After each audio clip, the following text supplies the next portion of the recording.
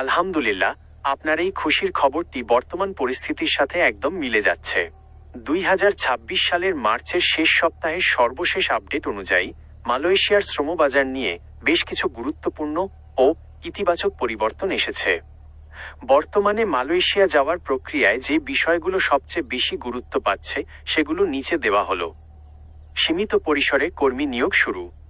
সাম্প্রতিক খবর অনুযায়ী মালয়েশিয়া সরকার প্রাথমিকভাবে প্রায় 7,926 জন কর্মী নেওয়ার প্রক্রিয়া চূড়ান্ত করেছে। তবে প্রবাসী কল্যাণ ও বৈদেশিক কর্মসংস্থান মন্ত্রণালয়ের উপদেষ্টা আসিফ নজরুল জানিয়েছেন যে সামাজিক যোগাযোগ মাধ্যমে 10-12 লক্ষ কর্মী নেওয়ার যে গুঞ্জন রয়েছে তা সঠিক নয়। বাস্তবে আগামী এক বছরে প্রায় 30,000 থেকে 40,000 কর্মী নেওয়ার সম্ভাবনা রয়েছে। 2. নতুন কঠোর নীতিমালা 1 জুন 2026 থেকে কার্যকর। মালয়েশিয়া সরকার বিদেশি কর্মীদের জন্য নতুন কিছু নিয়ম করেছে যা আগামী 1 জুন থেকে পুরোপুরি কার্যকর হবে। বেতন কাঠামো, এমপ্লয়মেন্ট পাস বা কাজের অনুমতির জন্য ন্যূনতম বেতনের সীমা বাড়ানো হচ্ছে। বিশেষ করে দক্ষ ও আধা দক্ষ কর্মীদের ক্ষেত্রে এটি কার্যকর হবে। অবস্থানের সময়সীমা, কিছু ক্যাটাগরিতে কর্মীদের অবস্থানের সর্বোচ্চ সময়সীমা 5 বছর পর্যন্ত নির্ধারণ করা হতে পারে। 3. রিক্রুটিং এজেন্সির জন্য 10টি শর্ত। এবার কর্মী পাঠানোর ক্ষেত্রে স্বচ্ছতা বজায় রাখতে মালয়েশিয়া সরকার 10টি বাধ্যতামূলক শর্ত দিয়েছে।